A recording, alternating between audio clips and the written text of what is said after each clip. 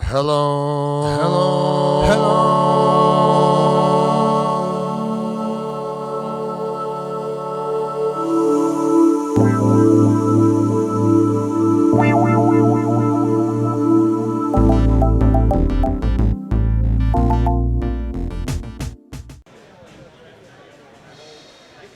Say everybody, it's that time of year once again. Jim Messina here, VintageDrumsTalk.com.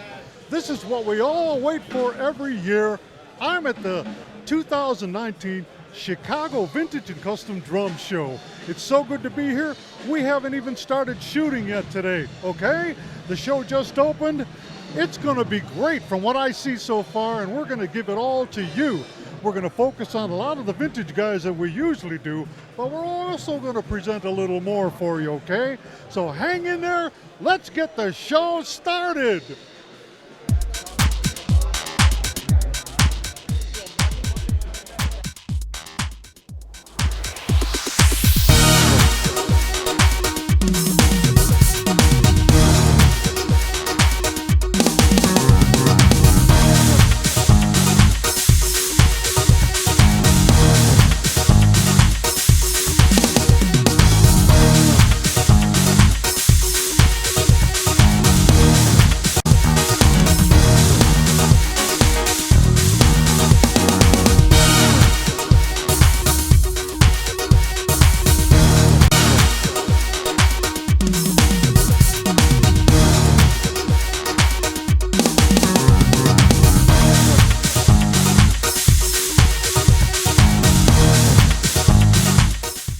Everybody, Vintage Drums Talk, Jim Messina. We're at the 2019 Chicago Vintage and Custom Drum Show. This is the second interview of the day, and I'm really proud to present good old Joe Mekler. How you doing, my friend? Doing wonderful. It's always a pleasure. I've been waiting to see you, and you guys know why, I'm telling you. If you guys go on the drum forum and all that, you're going to know all about this drum that I've got right in front of me here with Joe. Joe, I'm telling you, as far as restorations, I've done some pretty good ones, some difficult ones myself. Yes, you have. But those were on like unrepairable shells that people thought were unrestorable. Well, not many people work with PYRALIN or PYRALIN, whatever you want to call it. Right. But Joe's going to tell us about this drum and what he did, and then we're going to show you some pictures and everything. It's a great restoration. Tell us all about it, Joe. I will, Jim. Thank you. It's always a pleasure to see you guys very much every year. This drum was found in a basement in New Jersey at an estate sale. It came with a bass drum and also some additional parts, cymbals, etc. It was subject to the worst conditions possible, which is temperature differences, humidity, actual wetness. And of course, what started to happen then is the bottom reinforcement ring splintered, separated, and looked like the letter G. And then it straightened out, which then the shell decided to let go. And then when that happened, all of the wraps started to crinkle, split, cut, come apart.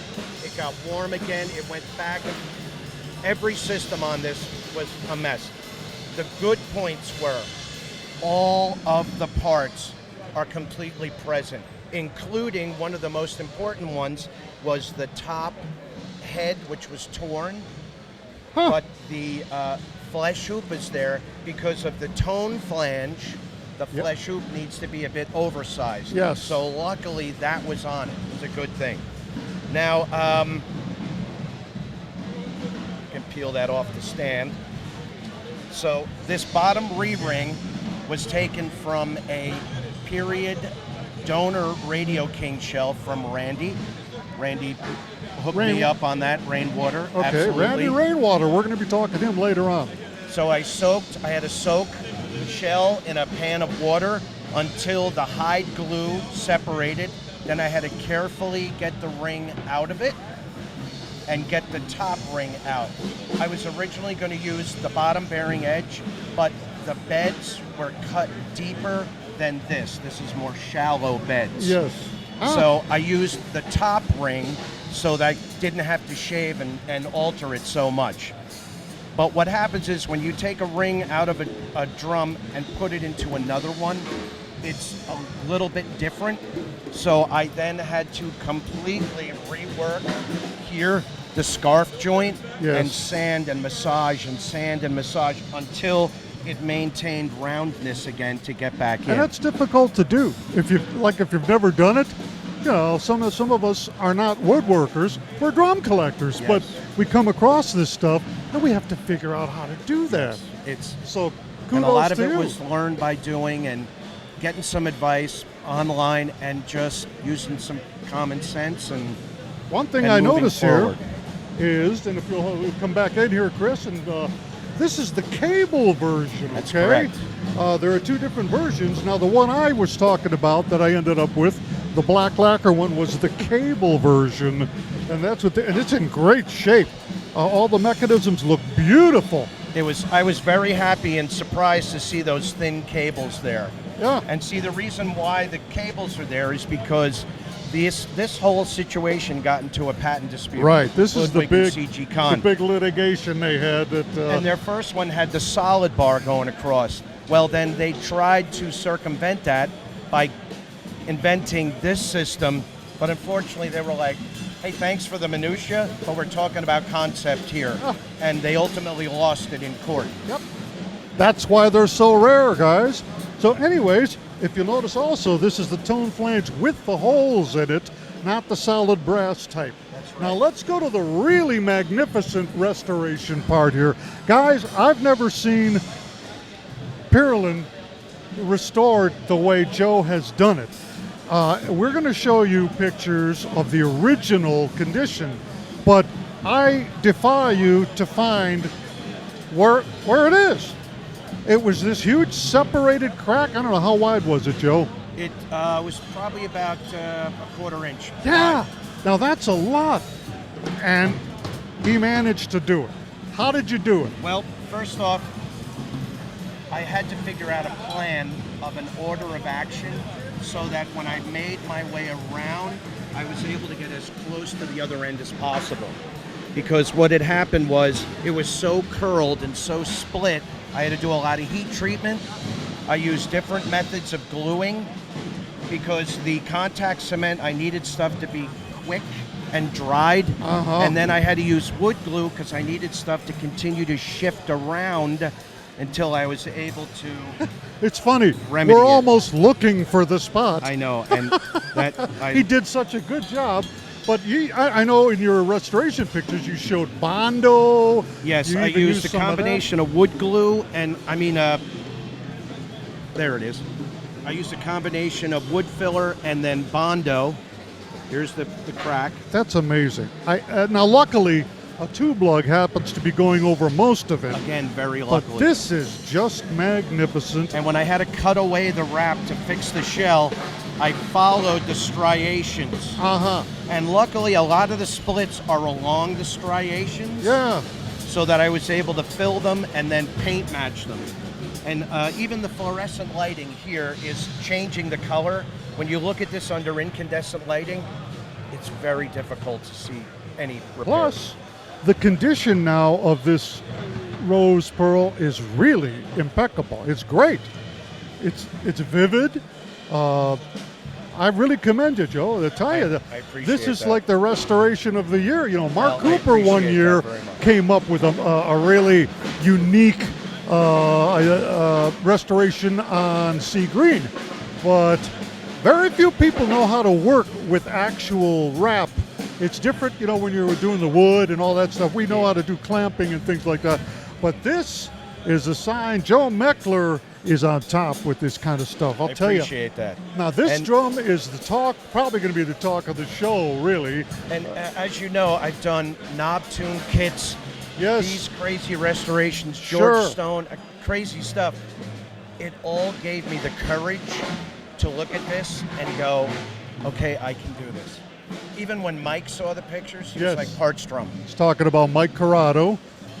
He's like, it's a parts drum. Yeah. Well, if it wasn't this drum and have such historical importance, I wouldn't have gone the it's that I always did. fun when you finish it. You say, "Hey, is this that unrestorable drum you were talking about?" Yeah. Here it is. Yeah, Ah. absolutely. Guys, we're gonna. This is gonna be the talk of the show, and Thank we you. want to show you a few other things.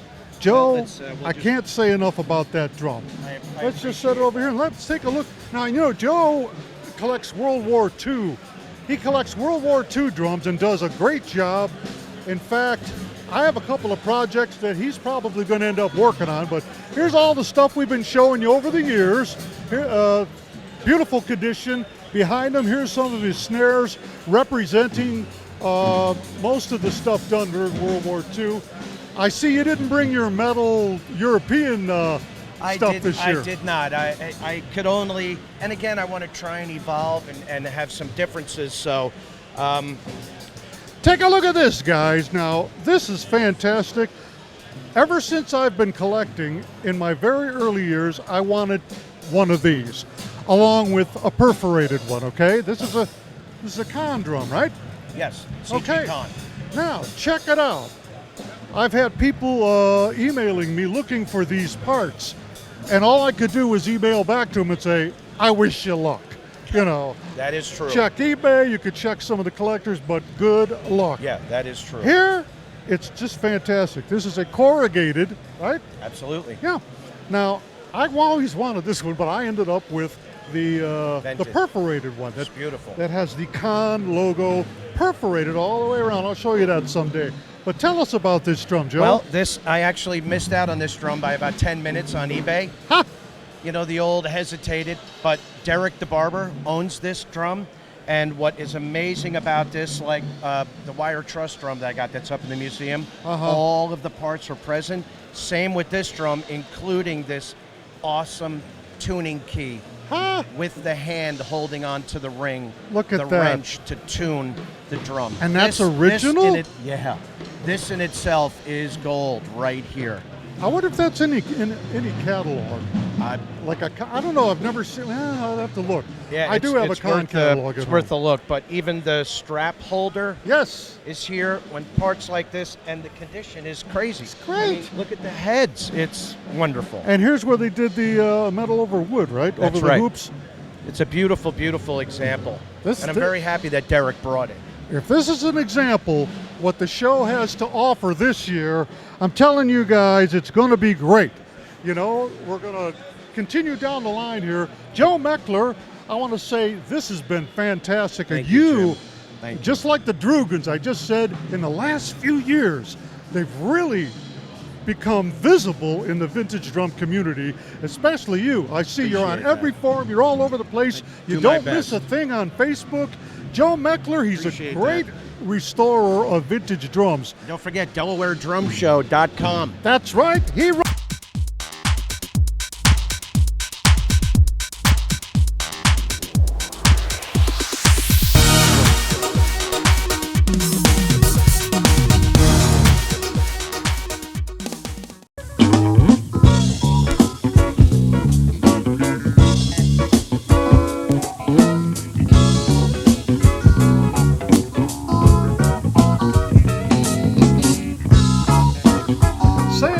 It's that time of year. It's getting ready for the show. It's 1 week out. Jim MESSINA here, Vintage Drums Talk, along with Ken Junta, my good buddy. Remember Ken Junta, owner of Ace Music, and he bought the 13th Slingerland Black Beauty. Remember that? Well, I want to show you his store. Ken's got this store. He's had it for how many years now, Ken? 6 years. 6 years. Good to see you, my friend. Good to see you, Brett. He was going to go to the show with me, but he couldn't make it because he's got so much business going on around here. Look, he's got tons of stuff, and it's ready waiting for you, okay? He's on our website. Go check out Ace Drums. Go in the links section and check it out. You can see a lot of cool stuff that he's got. He's got Ludwig, Rogers, all the vintage stuff that you could possibly want. Just got a new cool Gretsch set in the right finish. What is it, Midnight Blue? I think that's what it is, isn't it? All right. He's also got a lug up there with some drum up there with some Zephyr lugs on it, 30s, but a lot of used stuff. He's got a beautiful twin strainer Ludwig from the 30s in the back there. But he gets this stuff in all the time, contacts me all the time. He's been a good friend and a good guy in the vintage drum community. So guys, check it out. Ace Drums at vintagedrumstalk.com. All right, Ken. Have a good trip. Hey!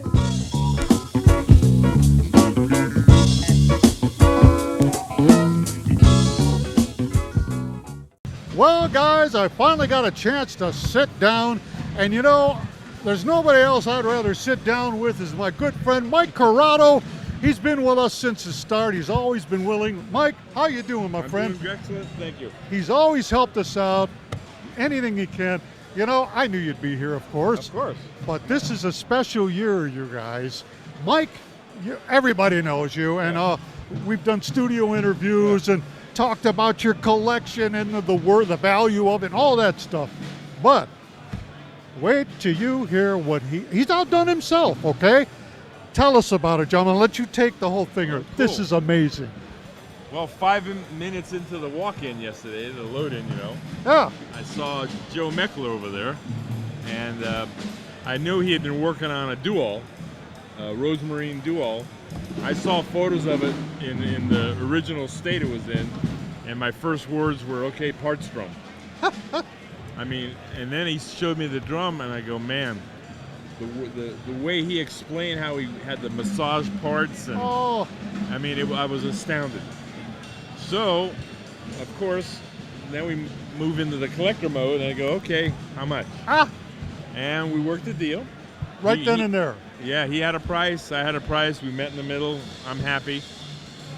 So it's a 1932, 34 Rosemarine Pearl Dual, 6.5 by 14. There's only one other Rosemarine Pearl Dual that I've seen. Who owns that one? I was only kidding. I knew it. He owns everything. And that's a 5x14. So I got the brother sister now. You know, you always like to collect sets. Yeah. And when I do my article, I'm just going to step back on this one because he's going to send me all the photos and all the work he did. He did a real good job. I couldn't do it justice. I'm going to say he did a real good job of documenting the restoration too. That's going to be the article. You know, with his permission, he said I could do it. We just interviewed him a little while ago, and I told him, I said, you know, in the past 3 years, certain people have made themselves visible in the vintage drum community. You and I, we're basically old guys now.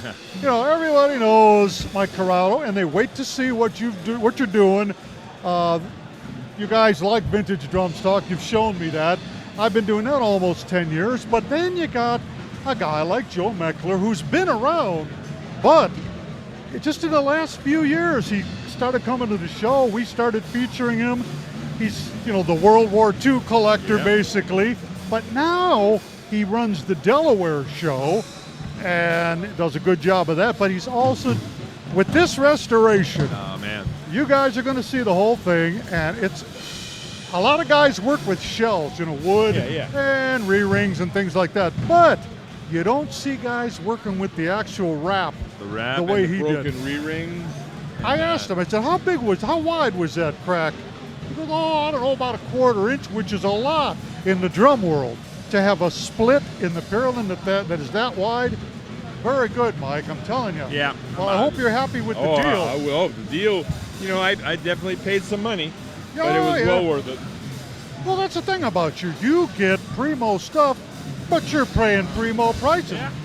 You know, if you can do it, it's great. Even all of you out there, I tell you, you know, if you got the money, that's great if you can do it. But the idea is to save a drum and bring it back to its original condition if you can. Do the smartest restoration you can.